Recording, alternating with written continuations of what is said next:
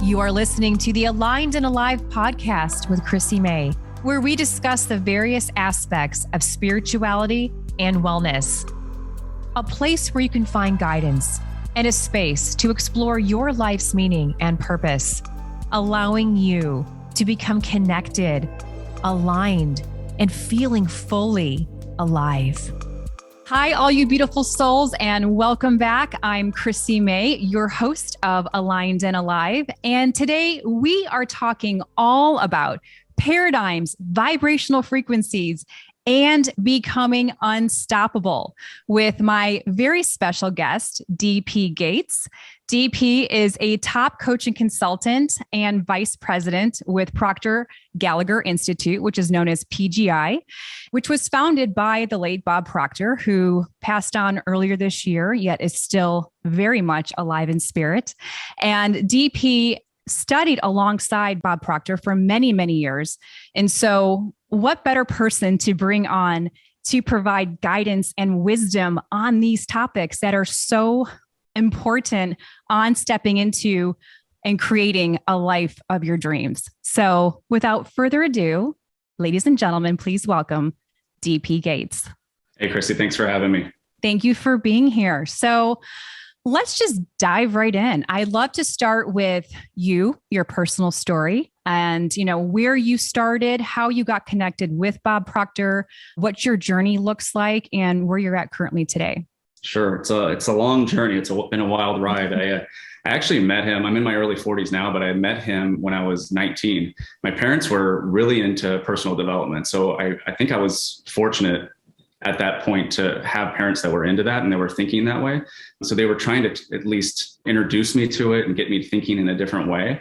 And so my mom took me at 19, she took me to a Science of Getting Rich seminar. And that's the book that eventually inspired the movie, The Secret. Mm-hmm. And it's the first time I really heard him speak.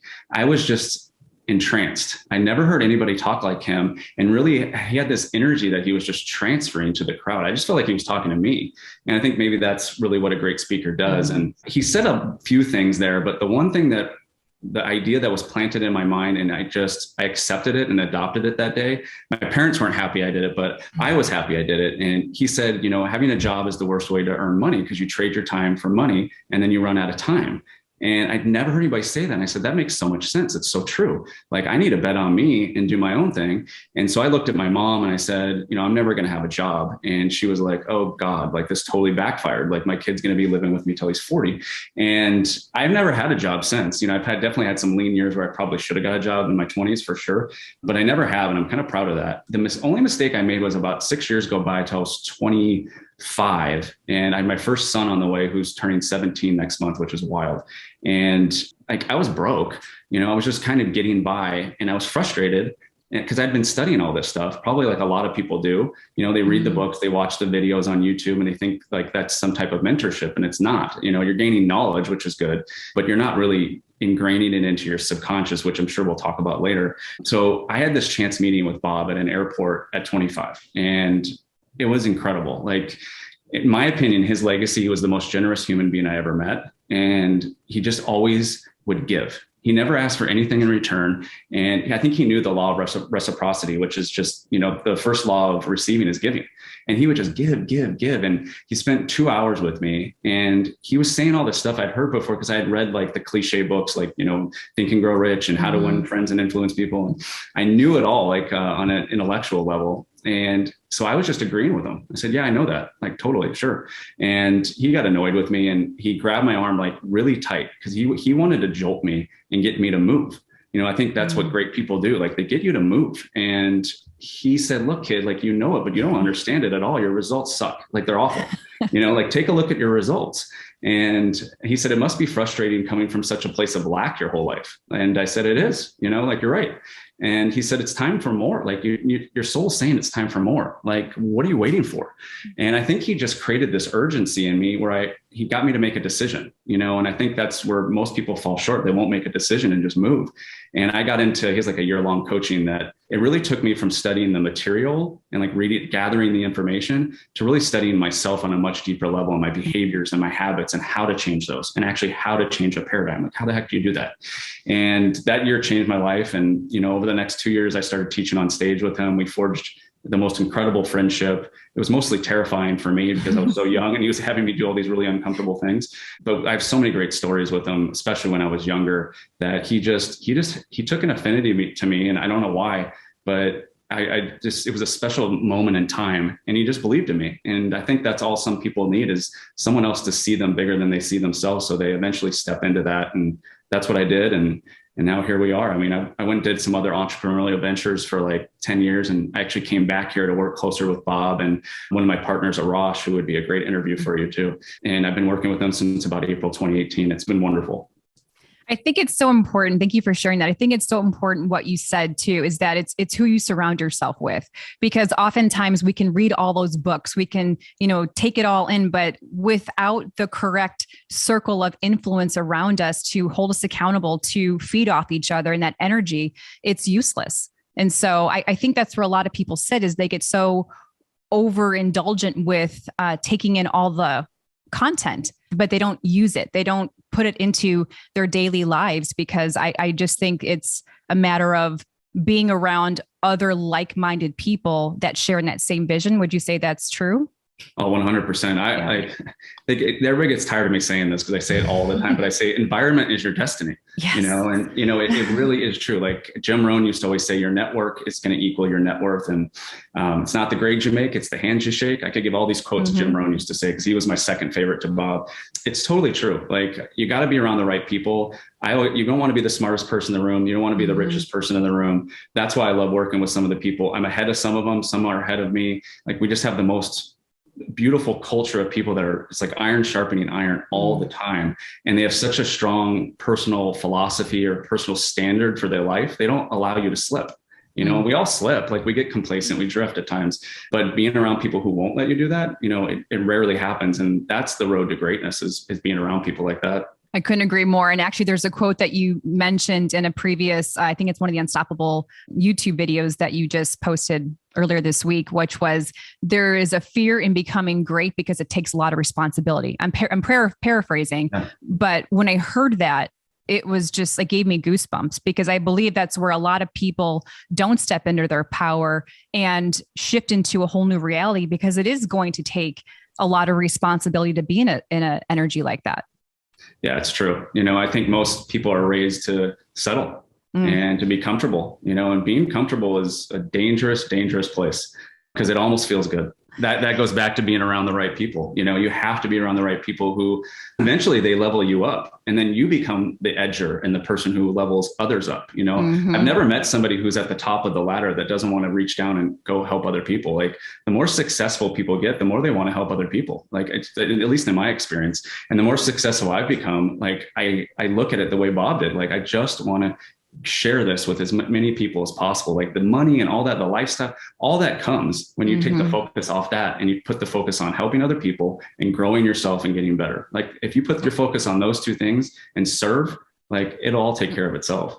Amen. I love it. So let's start with that. Let's start sharing, just for those that aren't quite aware of what a paradigm is. A lot of us in this space do, but for many of those that are watching or listening, just kind of give us explanation on what a paradigm is, and we'll go from there. Yeah, well, paradigm is nothing but a multitude of habits that are locked away in our subconscious. But here's the thing, they have exclusive control over our behaviors, our habits, our relationship with money, our perceptions. And 96 to 98% of our results, our perceptions, and our behaviors are controlled through our subconscious, or our paradigm.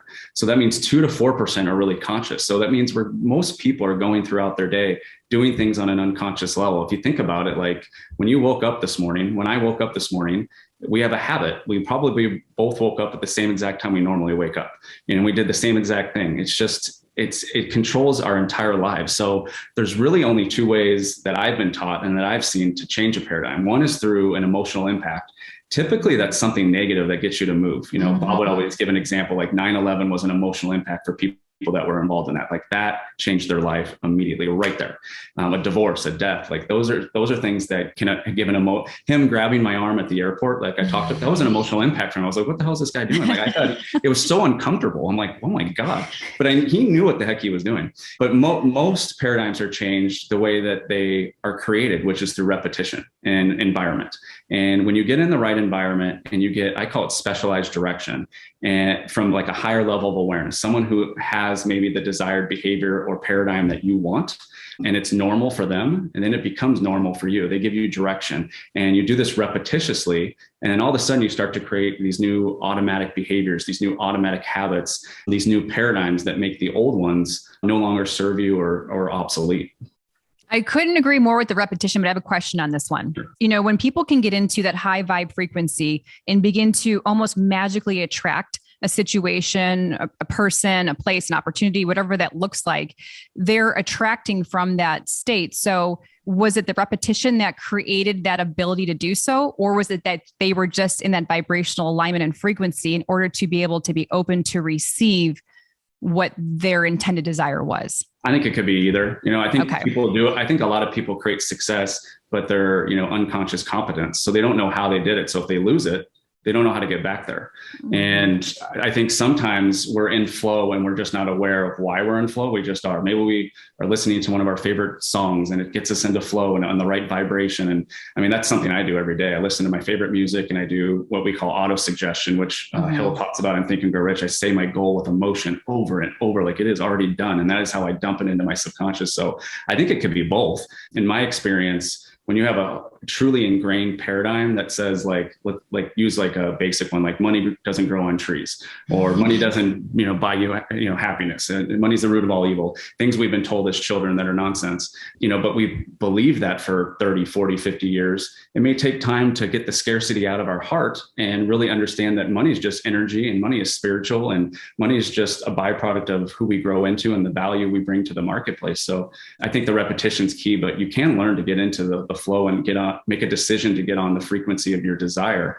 It's just a matter of staying on that frequency. A lot of people will fall off. And I always say, you got to get on the frequency frequently, and then it becomes automatic. Right. And I believe, vibrational frequency is everything, right? Because if you're going to be vibing into a space of gratitude, joy, peace, abundance, enlightenment, that to me is just constant. You're happy all the time. And I understand things come at us every day, but I believe it's our choice to show up and decide what frequency we want to be in. And, of course, a lot of people are roaming around in grief, despair, fear. Fear is a big one, I think, of almost everybody, which is a low vibe frequency. So what advice would you give someone who wants to pivot from a low vibe frequency to a high vibe frequency so they can, start bringing in their desire and they're not going to be attracting anything that's lower than that? Well, I'll disagree with you on the fear. Not necessarily disagree, but people let it control them. So it is a low vibration, but I have a great relationship with fear. Like fear is, Mike Tyson says it, fear is my friend. And, the more you realize that there's difference between fear and doubt, like fear is feedback or resistance, typically of something we need to do.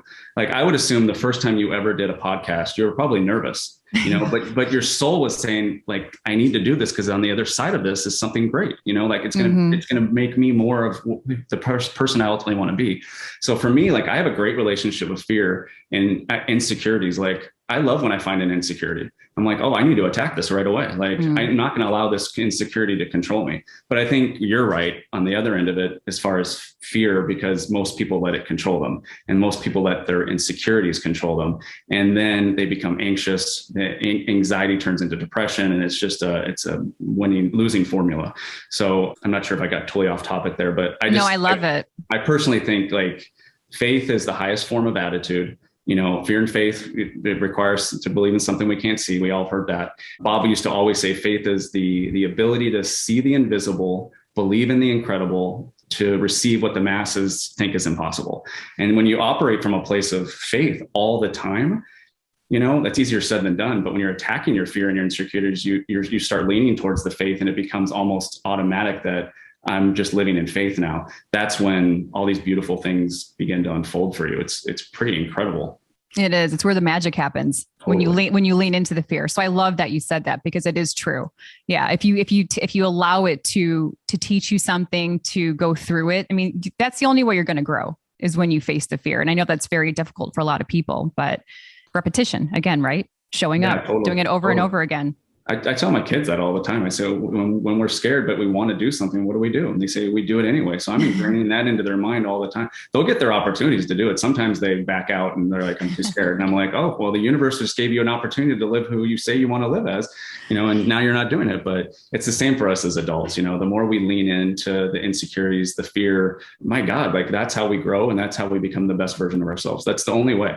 How have you been able to navigate that? Was it just getting started? I mean, it sounds so simple, right? But was it just doing it once and then it became almost a healthy addiction? That's probably the worst word to use, but No, it's like a healthy obsession. Like, yeah, I think people have a bad relationship with the word obsessed. Like, I think obsessed is good if it's healthy.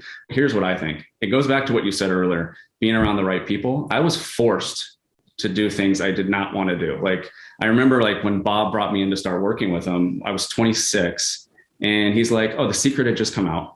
And he said, hey, I'm going to be in Scottsdale next week. I'm teaching the science of getting rich. And we have 1,000 people that have paid tickets to be at the Scottsdale Doubletree over there in Old Town Scottsdale. And he's like, you're going to host the entire event for 3 days and you're going to teach chapter, I think it was 14. I was like, excuse me, and he's like, yeah, you're going to do it. And I'm like, oh my God. But this was like, I knew it was the universe saying, do you really want to be this person? And do you or don't you? How serious are you?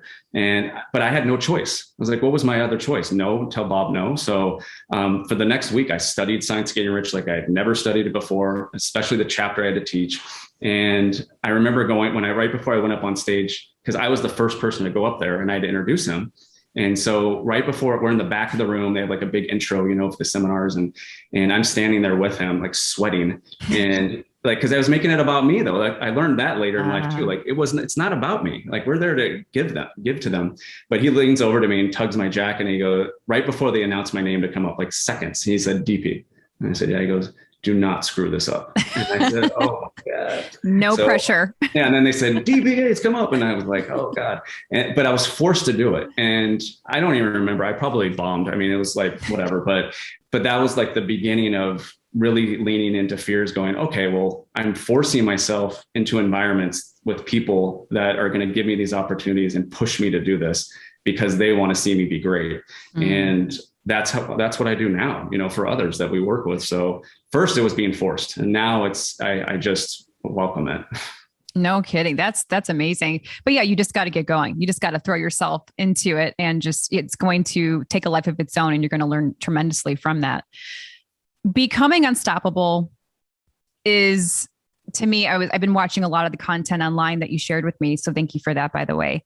Do you believe it's something that anybody can achieve? And the reason I'm asking, going somewhere with this question is, can you become the best version of yourself? Can you really step into a whole new reality and create a new paradigm if you still are surrounded by family members, spouses, significant others that may not be on that same journey? I see this question come up a lot in mentor groups and masterminds where, somebody is just obsessed with, the growth process and really leveling up in their life, yet husband or wife or girlfriend or boyfriend or mom or dad or, something in that close family unit is not on the same path as them. Can someone still achieve that?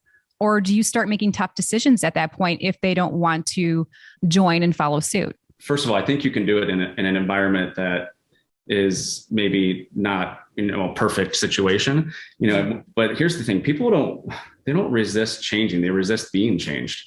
So, like, I just say you lead by example. Like, I lead by example with my kids. I lead by example in everything I do. I'm always on purpose with what I'm doing. Like, I'm not thinking about anything else right now but you and me, and us giving value and helping whoever. Hopefully one person hears this and it's something like one idea changes them after hearing this. But I think it's not as easy, but I believe that it is your duty to get better and become the best version of yourself. And go for whatever it is that you want to go for in life. You're neglecting your kids, you're neglecting your husband, you're neglecting anybody in your life if you don't go for it and become the best version of you. Like, that is just fact. And if they don't want to come along with you, that's okay.